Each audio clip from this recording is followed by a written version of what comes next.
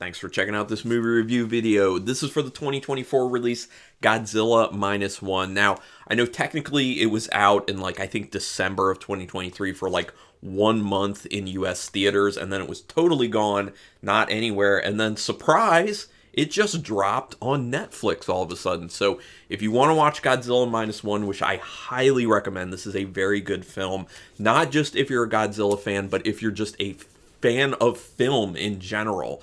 It is very well done, and I do highly recommend it. So it's on Netflix right now. Go ahead and check it out. This film was written and directed by Takashi Yamazaki, who also did Returner, which actually I own Returner on DVD from the early 2000s when I picked it up. I do like that film. He did Space Battleship Yamato, The Great War of Archimedes, and Lupin III the First, and Ghost Book. I have not seen any of those other ones, just Returner. This is a prequel to the original Godzilla, which I think was an interesting concept for them to actually do that. Yamazaki has said that American interpretation of Godzilla has been as a monster, while Japanese interpretation is as a monster and a god at the same time. I thought that was just a little interesting something from an interview with him that I wanted to throw out there. Again, currently on Netflix. Synopsis. It's Godzilla. It's about an area of Japan dealing with Godzilla that shows up after the end of the of World War II. So basically, you start and it's World War II is kind of coming to an end, and there's a Godzilla incident, and then it goes years ahead, and then there's Godzilla comes back basically, and then it's about what do we do? This is a much bigger problem. That first thing was kind of like an incident that then had stopped, but now here we go, we need to actually deal with this. So I don't want to give too much more story than that, but I will say that I will talk about some of the thematic stuff with the film at the very end, but I'll give you a warning before that, because I know there are people who definitely don't even want to know thematic stuff. They want it 100% no spoilers. So I won't tell you the events of the film really, but I'll talk about that theme stuff at the end, but I'll tell you before I do that. From the jump, this film looks great. It's extremely well shot. The cinematography is wonderful. It's extremely well directed. There's a lot of great technical stuff with this film. The cast is on point. They do such a phenomenal job with all of their roles. The writing is great. The characters are super interesting, which I'll end up talking about that maybe a little bit more. But it's technically very good. One of the things for me, though, from a technical standpoint, the score, while it's very well constructed, is a little bit overbearing at times. It goes a little too over the top with kind of screaming at you. That's one of my kind of pet peeves with films where they kind of use the score too much. They crank it up too much. They have it trying to beat you over the head with, this is what you should be feeling right now. So they do some of that, but it's not too terrible, fortunately. But like I said, the composition's good, and there is a piece of music in there from original Godzilla that is awesome and always good to hear. You don't have to wait long to see Godzilla, and he looks quite menacing. Actually, is it he or she? I can't even remember. It's been a while since I've really watched a lot of Godzilla films. It's actually been a while since I've watched a Godzilla film, but I do have this back here, the Showa era collection from Criterion that I need to get into. I've been putting that off for some reason. And actually over there, you can't see it, but I do have an old school Godzilla calendar for 2024. And it's just each month is a different shot from a really old Godzilla film. Really cool stuff. But anyway, I digress. So yeah, but the Godzilla design looks very menacing, which I think works extremely well for this film, because you want to feel like Godzilla is to be taken extremely seriously and is very scary and menacing, because that helps get you more into the mindset of these characters and what they have to deal with. They have legitimately interesting characters with depth, which is pretty uncommon for Godzilla films. The overwhelming majority of Godzilla films are about showing Godzilla, making Godzilla look cool, and wrecking things. Let's be honest. And there's a lot of fun in that. And for that reason, I do like a lot of Godzilla films for that reason, just for the sheer entertainment value. It's kind of ridiculous, it's over the top, it's campy, and it's destruction driven by the focus on this creature. But with this one, really, I wouldn't say that it's almost like Godzilla doesn't matter, because that's not true. It's like Godzilla is very kind of almost secondary to what's actually going on. You could actually even view this as just, they could have even just not had Godzilla involved and had this solely been about World War II, really. So I think it works very well with the human element for that reason, and it's just very refreshing and cool to see that they focus so much on really interesting in-depth characters, their development, and kind of the impact of what's gone on after World War II, and then also now what's going on with the impact of Godzilla showing up and wrecking things, which you do get some good scenes of Godzilla wrecking things. So that bit is going to be in there for the people who are really looking for that.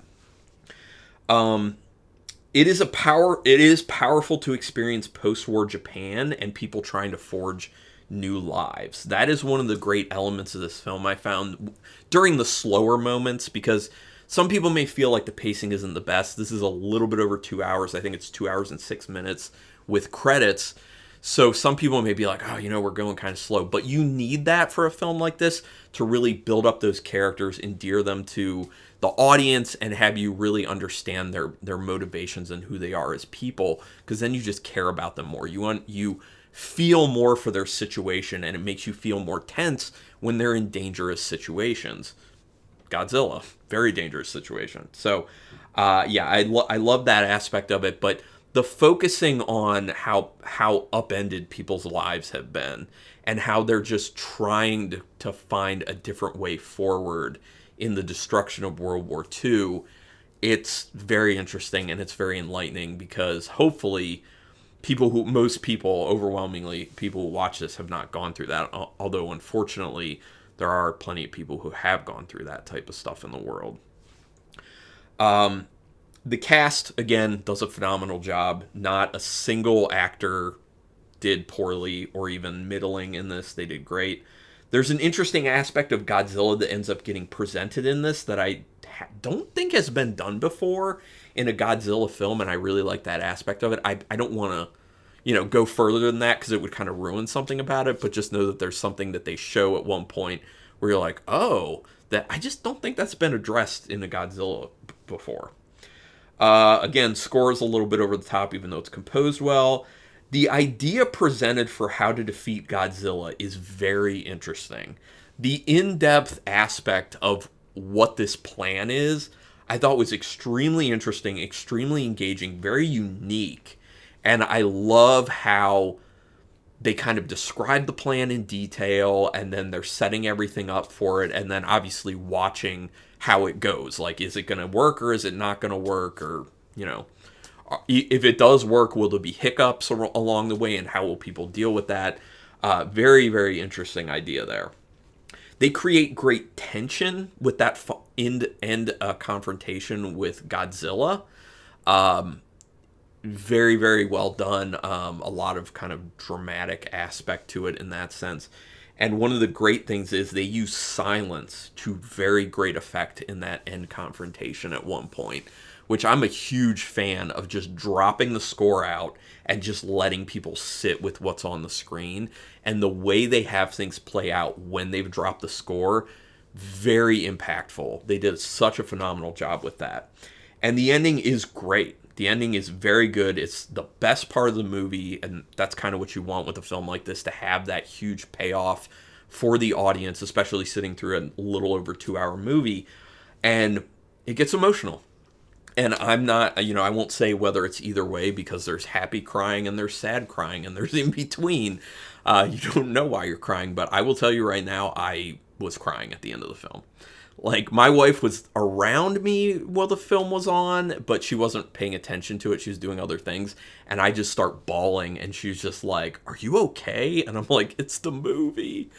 Yeah, I mean, and there aren't a whole lot of movies that can actually do that for me. So the fact that it did that speaks volumes. And it speaks a lot to the story they created here and how they have it progress. So before I get into the thematic stuff, there's one last thing I want to say that I think everyone should hear if you're hearing this.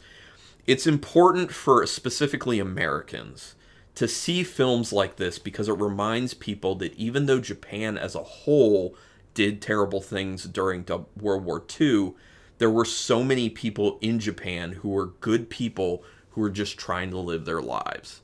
And I think that doesn't just apply to that. That applies to war in general. When you think about it, a country is made up of so many different people who have different opinions, who are different types of people. You have good people, you have bad people, you have people in between. And when two countries go to war, there are great people in both of those countries who don't want to be a part of that, who are just trying to survive, who are forced into this situation either because they can't leave or because they've been lied to or they've been told what to do, you know, things like that. And it's just something that's great to keep in mind, because I think a lot of the times, especially Americans, because, you know, I am an American, the perception of how war is there's a good and there's a bad. And while that can be true with the motivations of the governments involved, it's not true when you look at individual people as a whole. You know, there's a tendency for over categorizing and just saying, you know, all of Japan during World War II, bad. There were really good people there. And this film kind of showcases that. So think about what's going on now and, you know, in the world. And there are good people who don't want what's going on. And you see that in this film, like people who did not want World War II. Lots of people who didn't want it and hoped that it could have been avoided. But they didn't have the power to do anything, unfortunately. So just want to say that. So I'm going to give my rating before I get into the thematic stuff. But out of 5 stars, half stars, and play, a very good 4.5 stars for this one. I barely ever give out 4.5 stars. So just know this is one I highly recommend. Check it out on Netflix right now. So yeah, 4.5. So we can talk about it in the comments. We can talk spoilers. Go ahead. I'm down with that. But real quick, before I do get the thematic stuff, thumbs up on this video if you liked it at all. Subscribe to my channel if you like me at all and the free content I put out. And you can hit the notification bell button if you want to know when I'm putting up new videos. So now to the thematic stuff. This really deals a lot with the concept of honor and what that should mean.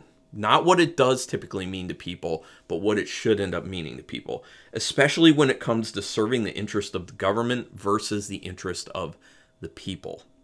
There is a big point made in this film kind of about that there is this difference, kind of being told and forced into fighting for something that doesn't necessarily benefit you and other people and is not necessarily for the greater good, versus standing up and fighting for something that is for the greater good and is for protecting people and doing good. It also deals heavily with survivor's remorse. That's another big thing. That is a real thing, obviously. Survivor's remorse is a real thing, and it kind of deals with it in a very interesting way, in my opinion, and one that, you know, it has a lot to say. So anyway, that's what I wanted to leave you with. This is a very good film, and it's not just entertaining. There's a lot to it, as you can tell from my review. But yeah, again, would love to hear from people on your thoughts on this film. But thank you so much for taking your time to watch this video, and until next time, keep it brutal.